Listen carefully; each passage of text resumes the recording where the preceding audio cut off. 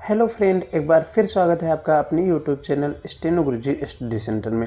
दोस्तों, आज की इस वीडियो में हम लोग देखने वाले हैं, बात करने वाले हैं, चर्चा करने वाले हैं किस पे। यहाँ पे आपका nuclear power corporation of India limited, ठीक है। यहाँ पे वैकेंसी निकली हुई है दोस्तों। इसका हम देखेंगे यहाँ पे लास्ट डेट कब है, कब से अप्लाई किया जा रहा है और आगे का प्रोसेस, यहाँ पे सिलेबस क्या क्या रखा गया और सिलेक्शन प्रोसेस में क्या है, योग्यता क्या मांगी गई है और फीस में क्या है। तो सब कुछ हम बात करेंगे, वन बाय वन की बात करेंगे। तो दोस्तों, अगर आप अभी तक चैनल पर नए हैं या पहली बार विजिट कर रहे हैं तो चैनल को ज़रूर सब्सक्राइब कर लें और बेल आइकन को प्रेस करें, अपने दोस्तों के साथ भी शेयर करें। इसके पीडीएफ की बात करें तो हम आपको टेलीग्राम पे शेयर कर देंगे। यहाँ पे दोस्तों कई तरीके की पोस्ट है, यानी कि टोटल 12 तरीके से यहाँ पे 12 पदों के लिए पोस्ट है। तो यहाँ पे स्टेनो का हो गया आपका, और यहाँ पे आपका साइंटिफिक का हो गया, असिस्टेंट का हो गया, कई तरीके से यहाँ पे पोस्ट हैं। तो हम देख लेते हैं कहाँ कहाँ पे क्या पोस्ट रखी गई है, ठीक है, किसके लिए क्या योग्यता रखी गई है, ठीक है, पूरा हम देख लेते हैं। तो यहाँ पे देखेंगे nuclear power corporation of India limited, ठीक है, ये आपका काकरापार गुजरात, ठीक है, यहाँ के लिए यहाँ पे आपका वैकेंसी निकाली गई है, ठीक है। तो यहाँ पे आप पूरा देख पा रहे हैं जैसा कि, ठीक। और यहाँ पे हम बात कर लेते हैं दोस्तों, ऑनलाइन आवेदन करने की आरंभिक तिथि तो 6 तारीख से स्टार्ट हो गया है, ठीक है। आपका ये 6 तारीख से स्टार्ट हो गया है, यानी कि आज से आपका फॉर्म अप्लाई कर सकते हैं, आज से आपका आवेदन कर सकते हैं। और लास्ट डेट का इंतज़ार नहीं करना है दोस्तों। तो यहाँ पे आपका लास्ट डेट जो है आपका 5 जनवरी लास्ट डेट है, जैसा कि आप लोगों ने थंबनेल में देख ही लिया है कि अंतिम तिथि 5 जनवरी है, ठीक है। आगे देख लेते हैं दोस्तों, यहाँ पे क्या है आपका साइंटिफिक असिस्टेंट, ठीक है, साइंटिफिक असिस्टेंट सी, ठीक। तो यहाँ पे वैज्ञानिक सहायक के लिए आपका 2 पोस्ट है। और यहाँ पे आपका वैज्ञानिक सहायक सिविल इंजीनियरिंग के जो बच्चे हैं, जो कैंडिडेट सिविल इंजीनियर धारक, डिप्लोमा धारक हैं, उनके लिए यहाँ पे 2 पोस्ट रखा गया है। आगे इसी तरीके से है दोस्तों, यहाँ पे पूरा आप लोग देख लीजिएगा, पीडीएफ डाउनलोड करके देख लीजिएगा। जो आप से बिलोंग, आप उस कैटेगरी से बिलोंग कर रहे हैं तो आप ज़रूर अप्लाई कर दीजिएगा, ठीक है। यहाँ पे आपका कैटेगरी वाइज भी दे दिया गया है कि किस कैटेगरी के लिए कौन सी पोस्ट है, ठीक है, कितनी पोस्ट है। आगे देख लेते हैं, यहाँ पे आपका वृत्तिकाहारी, ठीक है, यहाँ पे भी वैज्ञानिक के लिए पोस्ट है। तो आगे देख लेते हैं दोस्तों, यहाँ पे आपका देखेंगे तो यहाँ पे दोस्तों आईटीआई, जो हमारे जो दोस्तों ने आईटीआई, जो फ्रेंड्स ने आईटीआई कर रखा है, उनके लिए भी यहाँ पे पोस्ट रखा गया है, ठीक है। जो कैंडिडेट यहाँ पे आपका fitter, electrician, electronics, instrumentation, welder, machinist, Turner, AC mechanic, इस ट्रेड से जिन कैंडिडेट ने आईटीआई किया है उनके लिए भी एक सुनहरा मौका है, ठीक है। यहाँ पे उनके लिए भी एक सुनहरा मौका है। देखिए यहाँ पर आपका फिटर के लिए 31 पोस्ट, इलेक्ट्रीशियन, आपका इलेक्ट्रीशियन के लिए 12 पोस्ट, फिर इलेक्ट्रॉनिक्स के लिए 12 पोस्ट, इंस्ट्रूमेंटेशन के लिए 4, वेल्डर के लिए 1, मशीनिस्ट के लिए 6 पोस्ट, टर्नर के लिए 5, एसी मैकेनिक के लिए 2 पोस्ट रखा गया है। आगे देखेंगे दोस्तों, तो यहाँ पे आपका नर्स के लिए है, फिर फार्मासिस्ट के लिए है, सहायक ग्रेड यानी कि असिस्टेंट ग्रेड 1 के लिए भी दोस्तों यहाँ पे पोस्ट रखा गया है। तो हम बात कर लेते हैं दोस्तों, जिसका हम यहाँ पे वेट कर रहे थे, जिसका आप लोगों को भी वेट था, इंतज़ार कर रहे थे। तो यहाँ पे हम बात कर लेते हैं स्टेनोग्राफर का, ठीक है। स्टेनो के लिए यहाँ पे क्या रखा गया है, 11 पोस्ट है, ठीक है। यहाँ पे आपका 11 पोस्ट के लिए यहाँ पे स्टेनो वाले अप्लाई कर सकते हैं। तो यहाँ पे जैसा कि आप ऊपर में देखेंगे तो कैंडिडेट यहाँ पे किस कैटेगरी के लिए कौन सा है, तो आप पीडीएफ डाउनलोड करेंगे, वहाँ पे आपको दिख जाएगा, ठीक है। क्योंकि यहाँ पे अगर हम पूरा देख रहे हैं तो पूरा दिख नहीं पा रहा है। जैसा कि यहाँ पे आपका डिवाइड किया गया है 6, 1 और 2, फिर यहाँ पे 2, ठीक है। 2 जो है आपका ईडब्ल्यूएस के लिए है, और एससी के लिए आपका, एससी के लिए 1 भी नहीं है दोस्तों, और ये अनरिजर्व के लिए आपका 2 पोस्ट रखा गया है, ठीक है। 2 पोस्ट अनरिजर्व के लिए, और आपका एसटी के लिए 1 पोस्ट, और ओबीसी एनसीएल, ठीक है, ओबीसी कैंडिडेट के लिए आपका यहाँ पे 6 पोस्ट रखा गया है, ठीक। यहाँ पे आपका हो गया स्टेनो का टोटल, यहाँ पे 11 पोस्ट के लिए आपका आवेदन कराया जाएगा। फिर यहाँ पे दोस्तों आपका जो आईटीआई से कैंडिडेट हैं उनके लिए यहाँ पे ये पोस्ट सीरियल नंबर 6 के बारे में यहाँ पे पूरा डिटेल में दे दिया गया है, ठीक है। और यहाँ पे आपका एनपीसी IEL के बेंचमार्क निशस्त जन के लिए यहाँ पे जो है 40% या उससे अधिक होनी चाहिए। ठीक है, निशस्तता यहाँ पे 40 से अधिक होनी चाहिए। आगे देख लेते हैं दोस्तों, यहाँ पे आपका जैसा कि यहाँ पे ये दे दिया गया है स्टेनोग्राफर ग्रेड 1 का। ठीक है, यहाँ पे आप देख सकते हैं। आगे देखते हैं दोस्तों प्रोसेस आगे का क्या है। तो यहाँ पे हम देख लेते हैं योग्यता क्या रखी गई, क्वालिफिकेशन। दोस्तों बात कर लें हम यहाँ पे फीस की, तो यहाँ पे कोई भी शुल्क की बात नहीं की गई है। आवेदन करते समय अगर आपको शुल्क वहाँ पे दिखेगा तो कोई नहीं है यहाँ पे, लेकिन नोटिफिकेशन जो आउट हुआ, जो नोटिफिकेशन रिलीज किया गया है वेबसाइट पे, उसमें कहीं पे फीस का जिक्र नहीं किया गया है। ठीक है, तो हम बात कर लेते हैं आपका स्टेनो के लिए यहाँ पे क्वालिफिकेशन क्या मांगा गया है।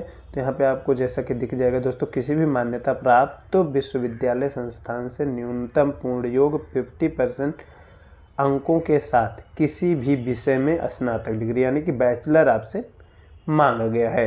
दोस्तों यहाँ पे हम बात कर लेते हैं, तो यहाँ पे दोस्तों हिंदी वाले कैंडिडेट के लिए नहीं है, ओनली वन आप इंग्लिश कैंडिडेट के लिए, इंग्लिश वाले जो शॉर्ट हैंड कैंडिडेट हैं उनके लिए यहाँ पे वैकेंसी है। तो यहाँ पे आपका जो है 80 शब्द प्रति मिनट की स्पीड से डिक्टेशन रहेगा और आपको 40 शब्द प्रति मिनट अंग्रेजी टंकण यानी कि आपको कंप्यूटर पे टाइप करना होगा 40 शब्द प्रति मिनट की स्पीड से। उन अभ्यर्थियों को वरीयता दी जाएगी जिन्हें हिंदी टाइपिंग और हिंदी आशुलिपि का ज्ञान होगा। ठीक है, यहाँ पे दोस्तों अंग्रेजी स्टेनोग्राफी का भी बात कर रहा है। फिर क्या कह रहा है देखेंगे नीचे में, यहाँ पे आपका क्या कह रहा है, उन अभ्यर्थियों को वरीयता दी जाएगी जिन्हें हिंदी टाइपिंग हिंदी आशुलिपि का ज्ञान होगा। ठीक है, यहाँ पे हिंदी का भी जिक्र किया गया है दोस्तों, इसका मतलब यहाँ पे। ठीक है, यहाँ पे देखेंगे प्रेफरेंस उनको भी दी जाएगी जिनको हिंदी टाइपिंग और हिंदी स्टेनोग्राफी का भी ज्ञान हो, उनको प्रेफरेंस पहले दी जाएगी। कहने का ये तात्पर्य है। यहाँ पे देखिए ना, preference will be given to those candidates who possess knowledge of Hindi typing Hindi stenography. ठीक है, तो यहाँ पे देखेंगे आपका जो पहले ए में दिया गया है दोस्तों, क्या कह रहा है, अंग्रेजी स्टेनोग्राफी में 80 शब्द प्रति मिनट की स्पीड। ठीक है, अ स्पीड ऑफ 80 वर्ड्स पर मिनट इन इंग्लिश स्टेनोग्राफी। ठीक है, वहाँ पे इंग्लिश दे रहा है और यहाँ पे हिंदी दे रहा है दोस्तों, तो आप लोग यहाँ पे पहले कंफर्म कर लेना। ठीक है, फिर उसके बाद क्या है दोस्तों कि आप यहाँ पे MS वर्ड, यहाँ पे आपका बी में क्या कह रहा है, कंप्यूटर प्रवीणता टेस्ट होगा आपका, और उसके बाद उम्मीदवार को कम से कम 6 महीने या उससे अधिक अवधि का MS विंडो ऑपरेटर सिस्टम या डेस्कटॉप अनुप्रयोग जैसे MS ऑफिस और यहाँ पे एक्सेल का भी आपको उत्तीर्ण होना चाहिए, प्रमाण पत्र भी मांगा गया है। ठीक है, आगे देख लेते हैं दोस्तों क्या कह रहा है, परियोजना प्रभावित व्यक्तियों के लिए। ठीक है, यहाँ पे PAPS जो है उसके लिए बात कर रहा है दोस्तों। यहाँ पे फिर आयु सीमा एज की हम बात कर लेते हैं दोस्तों। यहाँ पे आपका एज क्या रखा गया है, तो एज है दोस्तों आपका, और यहाँ पे सैलरी की भी बात की गई है, आपको जो सैलरी दी जाएगी लेवल 4 दी जाएगी। ठीक है, और यहाँ पे आपका एज की हम बात कर लें तो दोस्तों एज क्या है आपका 21 से 28 साल रखा गया है। मिनिमम जो है आपका 21 और मैक्सिमम जो है 28 साल रखा गया है। ठीक है, 28 वर्ष रखा गया है। और आपको सैलरी जो दी जाएगी दोस्तों 25,500 से स्टार्ट हो जाएगी। देखिए, वेतन मैट्रिक्स के लेवल 4 दिया जाएगा। ठीक है दोस्तों, यहाँ पे आपका लेवल 4 दिया जाएगा। भत्ते जो समय समय पर स्वीकार होंगे। ठीक है, लेवल 4 और भत्ते यहाँ पे जो आपके स्वीकार होंगे उसके हिसाब से आपको दिया जाता रहेगा। आगे हम बात कर लेते हैं दोस्तों, यहाँ पे आपको एज रिलैक्सेशन भी है। ठीक है, कुछ छूट भी दिया जाएगा, उसके लिए आप PDF डाउनलोड करेंगे, वहाँ पे भी आपको मिल जाएगा। ठीक है, आवश्यक शारीरिक मापदंड भी यहाँ पे पूरा सब 1 बाय 1 सब कुछ दे दिया गया दोस्तों। यहाँ पे चयन प्रक्रिया हम देख लेते हैं कि क्या क्या प्रोसेस करना है, क्या क्या प्रोसेस होगा। यहाँ पे हम देख लेते हैं स्टेनो के लिए दोस्तों। यहाँ पे आपका पहले लिखित परीक्षा होगा। लिखित में क्या होगा, प्रारंभिक और एडवांस प्लस कौशल परीक्षा। ठीक है, यहाँ पे आपका लिखित में हो गया। फिर लिखित परीक्षा OMR या कंप्यूटर आधारित परीक्षा CBT होगी। ठीक है, यहाँ पे दोस्तों जो आपका कंप्यूटर बेस्ड एग्ज़ाम होगा। ठीक है, कंप्यूटर पे एग्ज़ाम होगा आपका, और यहाँ पे टेंटेटिवली डेट भी दे दिया गया है कि आपका फरवरी में टेंटेटिवली आ गया है कि फरवरी में एग्ज़ाम भी कराया जाएगा।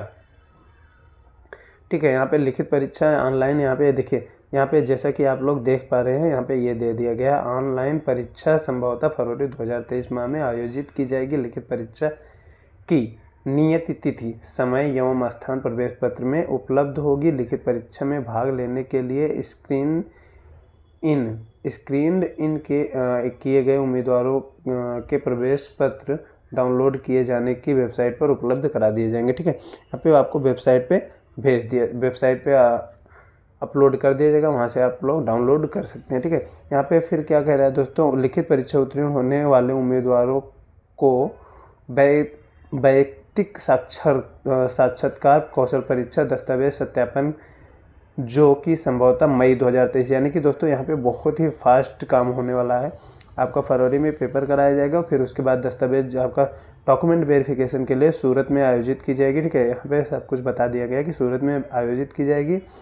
भाग लेने के लिए एक पद के लिए 5 उम्मीदवार, ठीक है, एक पद के लिए 5 उम्मीदवार बुलाए जाएंगे। ठीक है, वहाँ पे फिर मेरिट शॉर्टलिस्ट किया जाएगा। आगे देख लेते हैं दोस्तों क्या है, आगे हम बात कर लेते हैं।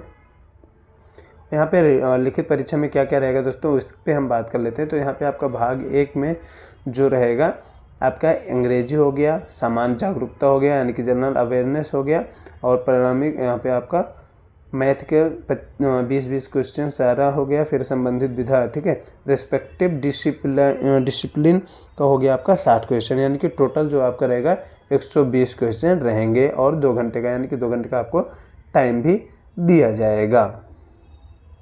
प्रत्येक सही उत्तर पे आपको 3 अंक दिए जाएंगे, और गलत यानी कि दोस्तों यहाँ पे माइनस मार्किंग भी है, ये आपको ध्यान में रखना है। अगर आपका सही है, एक क्वेश्चन सही है तो आपको 3 नंबर दिया जा रहा है, और अगर गलत है तो 1 नंबर आपका काट लिया जाएगा।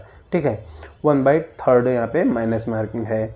तो आगे देख लेते हैं दोस्तों, यहाँ पे जो है आगे का क्या है दोस्तों, यहाँ पे प्रारंभिक परीक्षा स्टेज 1 हो गया, फिर एडवांस परीक्षा हो गया, फिर उसके बाद यहाँ पे स्टेज 3 में आपका कौशल परीक्षा हो गया। ठीक है, फिर उसके बाद यहाँ पे सहायक ग्रेड असिस्टेंट, यानी कि आपका असिस्टेंट ग्रेड 1 के लिए यहाँ पे क्या क्या प्रोसेस है ये आप देख लीजिए। ठीक है, फिर उसके बाद दोस्तों कैसे आपको अप्लाई करना है ये हम आपको बता देते हैं, नहीं तो आप नीचे डिस्क्रिप्शन में लिंक मिल जाएगा आपको वेबसाइट का, डायरेक्ट आपको वहाँ से विजिट करेंगे तो आप वेबसाइट पे, ऑफिशियल वेबसाइट पे पहुँच जाएंगे, तो वहाँ से भी आप अप्लाई कर लेंगे। तो यहाँ पे जैसा कि आपको दे दिया गया, देखेंगे यहाँ पे www.npcialceers.co.in। ठीक है, इस वेबसाइट पे आप विजिट करेंगे तो आप अप्लाई कर पाएंगे। अगर आप नए कैंडिडेट हैं, ठीक है, तो आपको रजिस्ट्रेशन पहले करना होगा, फिर उसके बाद ही आगे का प्रोसेस होगा।